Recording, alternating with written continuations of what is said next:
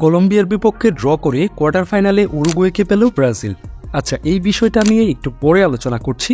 এটাই আসলে মূল বিষয়, কিভাবে ব্রাজিলের প্রতিপক্ষ উরুগুয়ে হলো সেই বিষয়টা নিয়ে আলোচনা করব। তার আগে ব্রাজিল এই দলটা সম্পর্কে, ব্রাজিলের উপর যে শনির দশা পড়েছে সেই জিনিসটা নিয়ে একটু কথা বলে নিচ্ছে। আপনারা তো অনেকে অলরেডি জেনে গেছেন যে ব্রাজিলের বর্তমান যাকে স্টার বলা হয়, বিশ্বের অন্যতম সেরা খেলোয়াড় যাকে বলা হচ্ছে এই মুহূর্তে উদীয়মান খেলোয়াড় ভিনিসিয়াস জুনিয়র, সে ব্রাজিলের কোয়ার্টার ফাইনালে খেলতে পারবে না। এটা তো ব্রাজিলের জন্য একটা বড় দুঃসংবাদ এবং ব্রাজিলের ভাগ্যটা খারাপ এটাও বলতে পারেন। সেই সাথে ব্রাজিলের যখন এই সময়টা ভালো যাচ্ছিল না, ওই সময়টাতেই ব্রাজিল ভিনিকে হারালো, সেই সাথে ব্রাজিল এই ম্যাচটা ড্র করলো। ব্রাজিল এই ড্র করা ম্যাচটাতে কি হলো, ব্রাজিলের গ্রুপ চ্যাম্পিয়ন হতে পারলো না, যার জন্য ব্রাজিলের কাছে শক্ত প্রতিপক্ষ হলো উরুগুয়ে। কারণ ব্রাজিল যদি গ্রুপ চ্যাম্পিয়ন হতে পারত তাহলে তাদের প্রতিপক্ষ হতো পানামা, মানে সহজ একটা দল। ব্রাজিল উরুগুয়েকে হারিয়েও কোয়ার্টার ফাইনালের যে পথটা আছে দুর্গম, সেটাও টপকাবে এবং টপকানোর মতো ক্ষমতা তাদের আছে, এটা বিশ্বাস করি। কিন্তু এই জিনিসটা যে সহজ হবে না, আর ব্রাজিলের যে এখন খারাপ সময় যাচ্ছে, এই সবকিছু মিলিয়ে উরুগুয়েকে কোনোভাবেই সহজভাবে নেওয়ার মতো সুযোগ নেই। আমাদের মধ্যে একটা প্রবাদ বাক্য আছে না, যেখানে বাঘের বই সেখানে সন্ধ্যা হয়। এমনিতেই ব্রাজিলের এখন খারাপ সময় চলছে, তাদের পারফরমেন্সের উত্থান পতন চলছে, সব খেলোয়াড় একসাথে ভালো পারফর্ম করতে পারছে না। এই মুহূর্তেই ব্রাজিলের সাথে এই ঘটনাগুলো ঘটছে। যাই হোক, এবার মূল আলোচনায় আসি।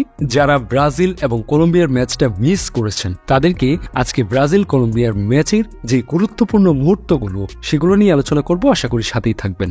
ব্রাজিল 1 কলম্বিয়া 1, এইভাবেই ম্যাচটা শেষ হলো। পরিষ্কার সমীকরণ মাথায় নিয়ে কলম্বিয়ার মুখোমুখি হয়েছিল ব্রাজিল। জিততে পারলে ডি গ্রুপের চ্যাম্পিয়ন হিসেবে কোয়ার্টার ফাইনালে তুলনামূলক সহজ প্রতিপক্ষ পানামার মুখোমুখি হতে হবে। জয় ছাড়া অন্য কোনো ফলে সেই ভাগ্যটা হবে না। কিন্তু যুক্তরাষ্ট্রের সান্তা ক্লারার লেভিস স্টেডিয়ামে এই লক্ষ্যে মাঠে নেমে ভাগ্যটা নিজেদের পক্ষে আনতে পারেননি ব্রাজিল দল। কলম্বিয়ার সঙ্গে 1-1 গোলে ড্র করেছে দরিবাল জুনিয়রের দল। দুটি গোলেই হয়েছে প্রথমার্ধে। 12 মিনিটে ফ্রি কিক থেকে দুর্দান্ত গোল করেন ব্রাজিলের উইঙ্গার রাফিনিয়া। প্রথমার্ধে যোগ করার সময়ে গোলটি শোধ করে ফেলেন কলম্বিয়ার দানিয়েল মুনোজ। ব্রাজিলের ডিফেন্সের কি অবস্থা, যেটা বলার মতো না। যাই হোক, 3 ম্যাচে 7 পয়েন্ট নিয়ে ডি গ্রুপের চ্যাম্পিয়ন হিসেবে কোয়ার্টার ফাইনালে পানামার মুখোমুখি হওয়া নিশ্চিত করল কলম্বিয়া। তাদের জন্য জিনিসটা আরো সহজ হয়ে গেল, কারণ প্রতিপক্ষটা সহজ।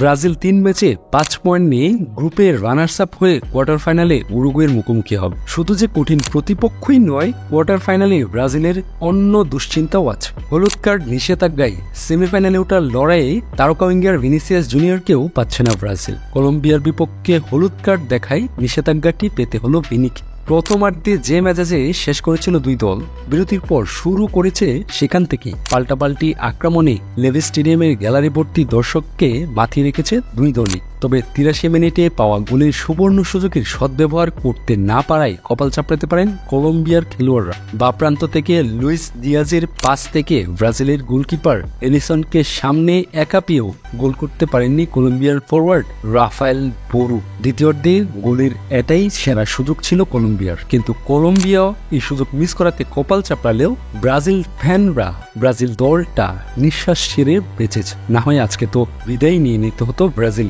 দ্বিতীয়ার্ধে মাঝ মাঠ থেকে কলম্বিয়ান রক্ষণ মতো কিছু পাস ছেড়েছেন ব্রাজিলের মিডফিল্ডার ব্রুনো গিমারাইস। ভিনিসিয়াস সেগুলো ধরতে পারলেও কাজে লাগাতে পারেনি কড়া মার্কিং এ থাকায়। গোলের নেশায় মরিয়া ব্রাজিল 70 মিনিট পেরিয়ে যাওয়ার পর রদ্রিগো, জুয়াও গোমেজকে তুলে এডারসন, ডগলাস লুইস ও সেভেনহোকে মাঠে নামিয়েছে। শেষ 20 মিনিট বেশ চড়া হয়ে খেলার চেষ্টা করেছেন, কিন্তু কাজের কাজ যেটি, সেই গোল করতে পারেনি কেউই। প্রথমার্ধে রোমাঞ্চকর ফুটবল উপহার দিয়েছেন দুই দল। কলম্বিয়া গুছিয়ে উঠতে সময় নিলেও ব্রাজিল শুরু থেকে ছিল আক্রমণাত্মক। গতিময় খেলেছে বাঁশি বাজার পর থেকেই। কলম্বিয়াও ছেড়ে দেয়নি। কোপা আমেরিকায় কলম্বিয়ার বিপক্ষে 1997 সালের পর সরাসরি ফ্রি কিকে এটাই প্রথম গোল ব্রাজিলের। আর এই টুর্নামেন্টে 25 বছর পর সরাসরি ফ্রি কিক থেকে গোল পেল ব্রাজিল। সর্বশেষ ফ্রি কিক থেকে গোল পেয়েছিল 1999 সালে আর্জেন্টিনার বিপক্ষে। গোল হজম করে পিছিয়ে পড়া কলম্বিয়া মোটেও ঢিলে তালে খেলেন। 15 মিনিটে কলম্বিয়ান উইঙ্গার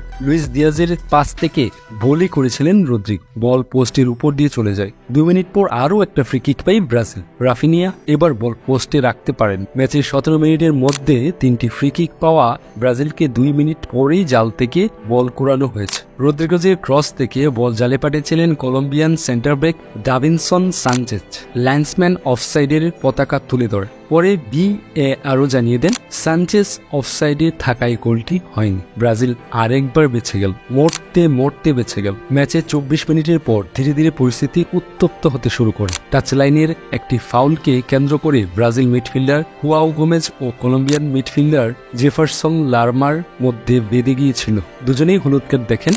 পরে 5-6 মিনিট অবশ্য এ নিয়েই খেলার মাঝে কথা কাটাকাটি ও ধাক্কাধাক্কি চলেছে। এর মধ্যে 34 মিনিটে আরও ফ্রি কিক থেকে ব্রাজিল গোলকিপার এলিসনের পরীক্ষা নেন কলম্বিয়ান তারকা মিডফিল্ডার রদ্রিগেজ। কি উত্তেজনাপূর্ণ এক ম্যাচ গেছে, যারা মিস করেছেন তারা তো মিস করেছে। এই টুর্নামেন্টে ম্যাচে প্রথম গোল করে গত 45 বছর কখনো হারেনি ব্রাজিল, যদিও শেষ পর্যন্ত প্রত্যাশিত ফলটি পায়নি। ম্যাচের 7 মিনিটে রদ্রিগেজকে ফাউল করে হলুদ কার্ড দেখা উইঙ্গার ভিনিসিয়াসের নিষেধাজ্ঞার কারণে কোয়ার্টার ফাইনালে খেলতে পারবেন। যাই হোক, শেষ পর্যন্ত ব্রাজিল ম্যাচটা ড্র করে আপ্রাণ চেষ্টা করে অন্তত ড্র রাখতে পেরেছে, এটাই অনেক, কারণ গ্রুপ পর্বটা টপকাতে পেরেছে। ব্রাজিল তাদের স্বস্তির নিঃশ্বাসটা অন্তত ফেলতে পেরেছে। ব্রাজিল ফ্যানের বিন্দুমাত্র যে আশাটা ছিল সেটাও বাঁচিয়ে রাখলো ব্রাজিল দল। ব্রাজিল ফ্যান হিসাবে অবশ্যই যেন পিছনের পরিসংখ্যান যাই থাক, উরুগুয়েকে হারিয়ে অন্তত কোয়ার্টার ফাইনালটাও টপকাতে পারে। আপনাদের কাছে কি মনে হয়, ব্রাজিল কি উরুগুয়েকে হারাতে পারবে?